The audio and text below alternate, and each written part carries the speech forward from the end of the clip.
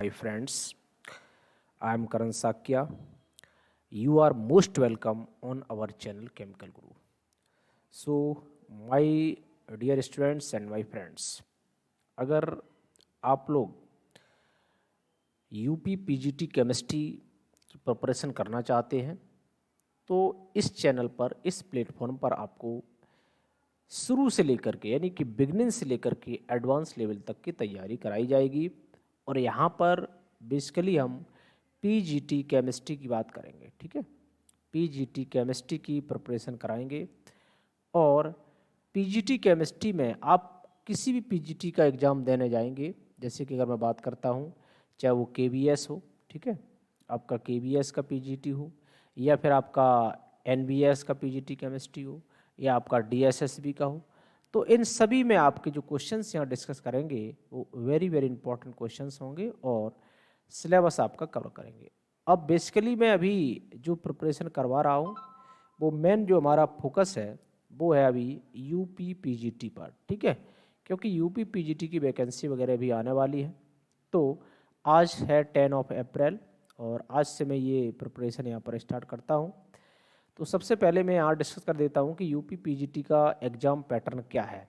अगर मैं UP PGT के एग्ज़ाम पैटर्न की बात करूँ तो आपके एमसीक्यू टाइप का पेपर होता है, क्वेश्चन पेपर। पहली बात, इसमें से 125 क्वेश्चंस आते हैं, ठीक। और 125 क्वेश्चन में एक जो क्वेश्चन होता है, वन क्वेश्चन, वो 3.4 मार्क्स का होता है, वन क्वेश्चन। तो कुल मिलाकर के अगर हम टोटल मार्क्स की बात करें, जो टोटल मार्क्स आपके रहते हैं वो होते हैं 425। ये आपका जो रिटन एग्जाम होता है ऑब्जेक्टिव टाइप का, ये 425 मार्क्स आपको, ये आपका मैक्सिमम होता है। दूसरा, इसके अलावा जो इसमें और जो इंटरव्यू होता है उसके भी आपके मार्क्स होते हैं। अगर मैं इंटरव्यू की बात करूं तो इंटरव्यू में 50 मार्क्स आपके होते हैं, तो आप इनको जोड़ेंगे तो आपका 475 आ जाएगा। ये टोटल आपका होता है कितने का, 500 का। और जिसमें से 25 मार्क्स होते हैं वो किसके लिए होते हैं, अगर आपके पास हायर एजुकेशन क्वालिफिकेशन है, जैसे अगर आपने पीएचडी कर रखा है या फिर आपने एमएड कर रखा है, पीएचडी हो, है ना, एमएड हो, एमएड पीएचडी, या फिर आपने बीएड कर रखा है, तो अगर हायर क्वालिफिकेशंस, ये भी एक्स्ट्रा क्वालिफिकेशंस हैं, तो इसके 25 मार्क्स ऐड कर दिए जाते हैं। कुल मिलाकर के आपके 500 मार्क्स का ये पेपर होता है। ये तो एग्जाम पैटर्न है। वैकेंसी वगैरह इसकी आने ही वाली है, तो अगर आप तैयारी कर रहे हैं तो शुरू से लेके, जीरो से लेके आपको एडवांस लेवल तक हम लेकर के चलेंगे। और कंटिन्यू अपने चैनल पर बने रहिएगा। अगर आप पहली बार आए हैं तो चैनल को लाइक और सब्सक्राइब कर लीजिएगा ताकि नोटिफिकेशन आता रहे। और दूसरा, फिर भी कोई क्वेरी रह जाती तो मुझे कमेंट बॉक्स में कमेंट करेंगे, और हमसे कांटेक्ट भी करना चाहते हैं। अगर ऑफलाइन भी अगर आप पढ़ना चाहते हैं तो ऑफलाइन भी पढ़ सकते हैं। अगर आप डिस्ट्रिक्ट इटावा के हैं या आप कहीं के भी हो, अगर ऑफलाइन आप इस रेंज में आ सकते हैं तो आप वहाँ पर आ सकते हैं, ठीक है। ऑफलाइन कोचिंग वैसे हमारी बकीवर में चलती है, और ये हमारा कॉन्टैक्ट नंबर है 8630719937, राइट। अभी देखो, मैंने यहाँ सिलेबस डिस्कस करने जा रहा हूँ कि क्या क्या सिलेबस आएगा यूपी पीजीटी एग्जाम में। और बता दूँ कि यूपी पीजीटी में कोई नेगेटिव मार्किंग नहीं होती है, नो नेगेटिव मार्किंग। इसकी वजह से क्या होती है, मेरिट थोड़ी सी हाई जाती है, और केवल आपके पास अगर केमिस्ट्री के एक्सपर्ट हैं तो आप इसको क्वालिफाई कर सकते हैं। तो अब तभी क्वालिफाई कर पाएंगे जब आप उसके सिलेबस के अकॉर्डिंग तैयारी करेंगे। यहाँ पर जो मैं तैयारी कराऊंगा उसका क्या पैटर्न रहेगा, सबसे पहले मैं ये एक एक करके जो भी टॉपिक्स हैं उनको डिस्कस करेंगे, उनसे रिलेटेड क्वेश्चंस लेंगे और कुछ एडवांस क्वेश्चन लेंगे। इसके बाद जो प्रीवियस ईयर्स अभी तक जो पेपर्स हुए हैं उन पेपर्स को भी हम लोग यहाँ पर डिस्कस करेंगे। तो इस तरह से हमारी तैयारी कराने का ये प्रोसेस रहेगा, तरीका रहेगा। तो अभी मैं सिलेबस को पढ़ नहीं रहा हूँ, आप देख लीजिए केवल, आप इसको चाहे तो स्क्रीनशॉट ले सकते हैं। ये आपका है गैसीय अवस्था है, गैसों का आणविक गति सिद्धांत, गति समीकरण, व्युत्क्रमण, गैस नियमों का सत्यापन, आणविक वेगों का विवरण। अभी मैं यहाँ पर इंग्लिश और हिंदी दोनों में सिलेबस को डिस्कस कर दूंगा, ठीक है। अभी मैं हिंदी में कर रहा हूँ, फिर इंग्लिश में करूँगा। आपकी प्रिपरेशन में कंबाइंड फॉर्म में चलेगी, हिंदी प्लस इंग्लिश, ठीक है। अगर हिंदी वाले कोई कैंडिडेट हैं तो उन्हें भी कोई परेशानी नहीं होगी, इंग्लिश वाले हैं तो उनको भी कोई प्रॉब्लम नहीं होगी। तो इस तरह से अब इसको लेकर के चलेंगे। ये सिलेबस आप देख सकते हैं, ये आपका आणविक ऊष्मागतिकी, ठीक है, और अंतर सतह रसायन है, विलयन है, रासायनिक साम्य है। इसके बाद देखिए ये स्क्रीनशॉट आप लेते चलिएगा, वैद्युत रसायन है, अकार्बनिक रासायनिक में आपका परमाणु संरचना, इसके सारे क्लास जो टॉपिक्स हैं, चैप्टर्स हैं। इसके बाद एस ब्लॉक एलिमेंट्स है। इसके बाद आपका ये है एस ब्लॉक के एलिमेंट हो गया, डी ब्लॉक एलिमेंट, ठीक है। एनसीईआरटी बेस पे मैन पहले पढ़ेंगे, इसके बाद एडवांस लेवल करेंगे, ठीक है। समन्वय यौगिकों का रसायन है।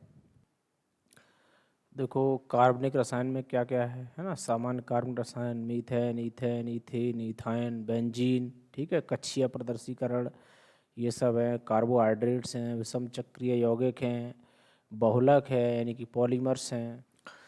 और इसके बाद फिर आपकी ये हो गया ना, बहुलक हो गए, प्रकार एवं बहुलकीकरण, बहुलकों का निर्माण, ठीक है। रेसे पॉलीमर्स ये सब हैं, पैरास्टाइन, फिनाइल, ब्यूटाजोन। तो ये पूरा आपका सिलेबस अभी हिंदी में मैंने डिस्कस कर दिया। अब मैं इसको इंग्लिश में भी कर देता हूँ, क्योंकि कुछ लोग इंग्लिश मीडियम के हैं, कुछ लोग हिंदी मीडियम के हैं। तो आपने ये स्क्रीनशॉट ले लिया होगा। अब देखो इसके बाद वही सिलेबस वही सेम है, इसको मैंने इंग्लिश में यहाँ डिस्कस कर दे रहा हूँ। फिजिकल केमिस्ट्री में है गैसियस स्टेट, जिसमें molecular kinetics of gaseous theory है ना, derivation of kinetic equation, verification of gas law, details of molecular velocity. तो इसका स्क्रीनशॉट ले लो, कोई चीज़ समझ में ना आए तो पूछ सकते हो। सॉलिड स्टेट है, कोलोइडल स्टेट है, molecular structure and the spectroscopy है। थर्मोडायनेमिक्स में आ जाओ, थर्मोकेमिस्ट्री है, ठीक है। मॉलिक्यूलर स्टैटिक थर्मोडायनेमिक्स है, सरफेस केमिस्ट्री एंड एडजॉर्प्शन। और इसके बाद फिर आपका है ना एडजॉर्प्शन में ये बैट है, आइसोथर्म है, फिजिकल फोटो केमिस्ट्री आ जाओ, solution, nuclear chemistry, chemical kinetics, chemical equilibrium, physical equilibrium है, इलेक्ट्रोकेमिस्ट्री है ना, आयनिक इक्विलिब्रियम, इनऑर्गेनिक केमिस्ट्री में आ जाओ, एटॉमिक स्ट्रक्चर। इसके बाद आपका ये है ना एंगुलर पोटेंशियल डिस्ट्रीब्यूशन। इसके बाद आ जाओ element of S block, element of P block, element of D block, chemistry of coordination compound, जिसमें आपका बर्नर, आईपीएसी, कोऑर्डिनेशन ये सभी आ जाएगा, ठीक है। ये सब कोऑर्डिनेशन के टॉपिक्स हैं। इसके बाद आ जाओ एफ ब्लॉक एलिमेंट्स में ऑर्गेनोमेटेलिक केमिस्ट्री आ जाएगी, बायो इनऑर्गेनिक केमिस्ट्री आ जाएगी, ऑर्गेनिक केमिस्ट्री में आ जाओ GOC, general organic chemistry, reaction mechanism. इसके बाद आ जाओ stereochemistry, organic synthesis, carbohydrates, aromatic compounds, heterocyclic, alicyclic compounds, alkaloids और पॉलीमर। इसके बाद ये लास्ट टॉपिक्स हैं आपके drugs, medicines, antibiotics, agrochemicals, vitamins and the hormones. तो ये आपने देखा पूरा सिलेबस था, ठीक है। कंप्लीट हमने सिलेबस डिस्कस कर दिया है। और हालांकि इसका पीडीएफ भी मैं इसमें डिस्क्रिप्शन के लिंक में डाल दूंगा, तो वहाँ से भी आप इसको डाउनलोड कर सकते हैं। तो चलिए स्टार्ट कर लेते हैं। अभी इसका फर्स्ट टॉपिक हमने लिया है, सिलेबस के अकॉर्डिंग आप देख लेना, इसको नोट करके रख लेना, या आप डाउनलोड भी कर सकते हैं इसको सिलेबस को। तो फर्स्ट टॉपिक आपका है kinetic molecular theory of gases, ठीक है। पहला टॉपिक है पीजीटी का। तो kinetic molecular theory of gases की अगर हम बात करें तो देखो ऐसा माना जाता है कि जो ऑल गैसेस हैं they are made up of identical molecules. ऐसा एज्यूम किया गया कि all gases are made up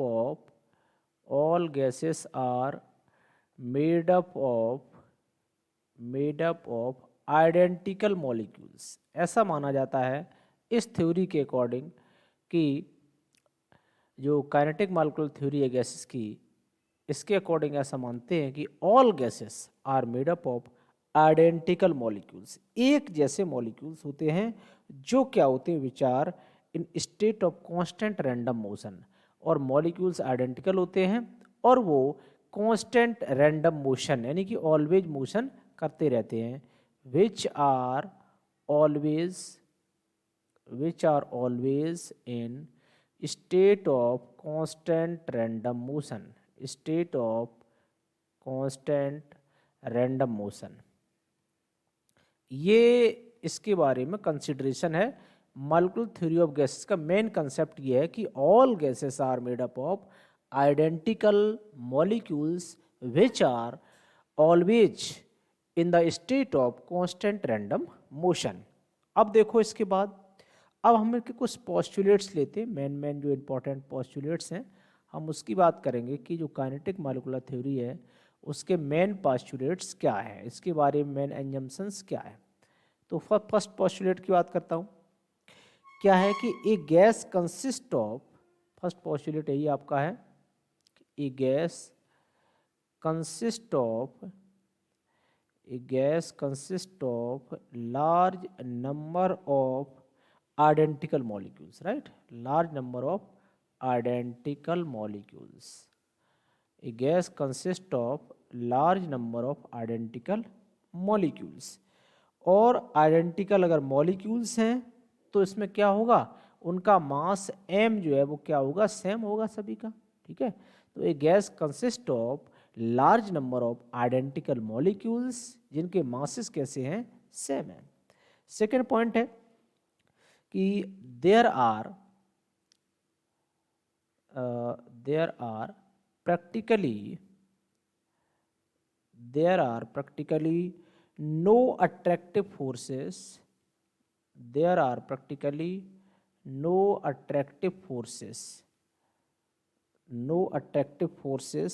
between the molecules of gases, ठीक है। मॉलिक्यूल्स के बीच में कोई भी प्रैक्टिकली कोई भी अट्रैक्टिव फोर्सेस नहीं होता है। वैसे अभी वान डर वाल की बात करेंगे तो आप देखेंगे कुछ ना कुछ अट्रैक्शन फोर्स होता है, लेकिन अगर हम क्लासिकल कॉन्सेप्ट के अकॉर्डिंग चलें तो वहाँ देखेंगे प्रैक्टिकली कोई भी अट्रैक्टिव फोर्स उसमें नहीं होता है, ठीक है, या होता भी है तो ना के बराबर होता है। ये हमारा दूसरा पोस्टुलेट है।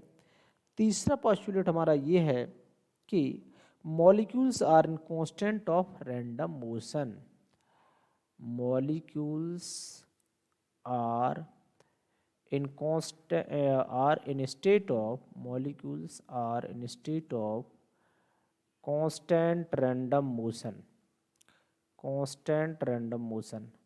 यानी कि मॉलिक्यूल्स का जो है वो ऑलवेज इनका क्या होता रहता है, मोशन होता रहता है। कोलाइडिंग विद ईच अदर, और क्या करते हैं जब मोशन होगा तो एक दूसरे से कोलाइड भी करेंगे, कोलाइडिंग विद ईच अदर, एक दूसरे से कोलिजन होता रहता है। और क्या होता है, each other and with walls of container, मतलब यह है कि जो मॉलिक्यूल्स हैं गैसेस के वो आपस में एक दूसरे से तो टकराते ही हैं, इसके साथ साथ वो वॉल्स ऑफ कंटेनर से भी टकराते हैं, कोलाइड करते हैं, जिस वेसल के अंदर उनको रखा गया है। और एक बात करेंगे कि याद रखेंगे जो कॉलिजन्स हैं वो कैसे होते हैं, परफेक्टली इलास्टिक होते हैं। Collisions are perfectly elastic, collisions perfectly elastic होते हैं। अच्छा, परफेक्टली इलास्टिक का मतलब यहाँ पर क्या है, परफेक्टली इलास्टिक कॉलिजन्स मीन्स यहाँ पर ये है कि there is no net loss of energy, there is no net loss of energy, यानी कि जो एनर्जी का कोई भी उसमें लॉस नहीं होता है। इट मीन्स एनर्जी आपकी ऑलवेज कंजर्व रहती है, ठीक है। तो हम कह सकते हैं कि there is transfer of energy, energy क्या हो सकती है, केवल ट्रांसफर हो सकती है, एनर्जी का कोई भी लॉस नहीं होता है। और जो मोमेंटम होता है वो कैसा होता है, कंजर्व होता है। Momentum remain conserved, momentum remain conserve, या आपका एनर्जी भी कंजर्व रहती है, मोमेंटम रिमेन कंजर्व्ड, ठीक है। तो ये हमारा थर्ड पोस्टुलेट हो गया। इसके बाद अगर हम फोर्थ पॉइंट की बात करें कि जो प्रेशर गैस का होता है ये क्यों होता है, pressure of gas is produced, कैसे प्रोड्यूस होता है, pressure of gas produced due to collision, किसकी वजह से? कॉलिजन, किसके कॉलिजन? गैस मॉलिक्यूल कॉलिजन, किसके साथ? आपस में कॉलिजन करते हैं, और साथ ही साथ जो वॉल्स ऑफ कंटेनर है उसके साथ भी कोलाइड करते हैं। इसके बाद फिर पॉस्टुलेट है, at any particular time, at any particular time, at any particular time, different particles in the gas, different particles in the gas, different particles in the gas have different speeds, have different speeds, different particles in the guys have different speeds. ठीक है, अलग अलग particles की क्या होती है, उनकी speeds different होती हैं। और सीधी सी बात है कि अगर स्पीड डिफरेंट होंगी तो क्या होगा, उनकी काइनेटिक एनर्जीज भी मॉलिक्यूल्स की अलग अलग हो सकती है, क्योंकि काइनेटिक एनर्जी क्या होता है, फार्मूला आप पढ़ चुके हैं, K=12 mv²। वही वेलोसिटी चेंज होगी तो काइनेटिक एनर्जी भी चेंज होगी। अलग अलग मॉलिक्यूल्स की एनर्जी चेंज हो सकती है, लेकिन टोटल एनर्जी होगी वो ऑलवेज कैसी होगी, कंजर्व होगी, क्योंकि law of conservation of mass को भी तो सेटिस्फाई कराना है। तो ये आपका पोस्टुलेट हो गया। और एक बात ध्यान रखना, जो काइनेटिक एनर्जी होती है वो डायरेक्टली प्रोपोर्शनल होती है एब्सोल्यूट टेम्परेचर के। Kinetic energy directly proportional T, यानी कि जैसा जैसा आप क्या करेंगे, गैसियस मॉलिक्यूल्स का अगर टेम्परेचर बढ़ाएंगे तो उनकी काइनेटिक एनर्जी क्या होगी, इंक्रीज कर जाती है, बढ़ जाती है। सिक्स्थ पोस्टुलेट है, particles of gases have different speeds, particles of gases, particles of gases have different speeds, have different, तो गैस की पार्टिकल्स की स्पीड अलग होती है। Have, particles of gases have different speeds which go on changing constantly, which go on changing constantly, which go on changing constantly, जो कि क्या होता है, कॉन्स्टेंटली चेंज होता रहता है। But the distribution of speeds, speed के डिस्ट्रीब्यूशन की बात करें, but the distribution of speeds, distribution of speeds remain constant at a particular temperature, remain constant at particular temperature। ठीक है, तो ये राइटिंग मेरी थोड़ी सी वैसी हो सकती, थोड़ा स्पीड में लिख रहा हूँ, तो आप केवल जो है नोट करते चलिएगा। ठीक है, और अभी मैंने ये टॉपिक लिया है और इसमें एक दो कुछ चीज़ें और बताऊंगा, जैसे रूट मीन, स्क्वायर वेलोसिटी वगैरह है ना, एवरेज वेलोसिटी। इसके बाद फिर इससे रिलेटेड कुछ क्वेश्चंस लेंगे। तो ये आपकी पहली क्लास थी पीजीटी केमिस्ट्री की। तो आप या आपके भाई बंधु, कोई भी भाई, कोई बहन, कोई ब्रदर सिस्टर, जो भी आपके ये तैयारी कर रहे हों यूपी पीजीटी केमिस्ट्री की, तो उनको आप ये वीडियो शेयर करें और चैनल को आप सब्सक्राइब कर लीजिए और अपने चैनल के साथ हमेशा बने रहिए। कोई प्रॉब्लम हो तो यहाँ पर संपर्क करिए। Thank you. जय हिंद, जय भारत।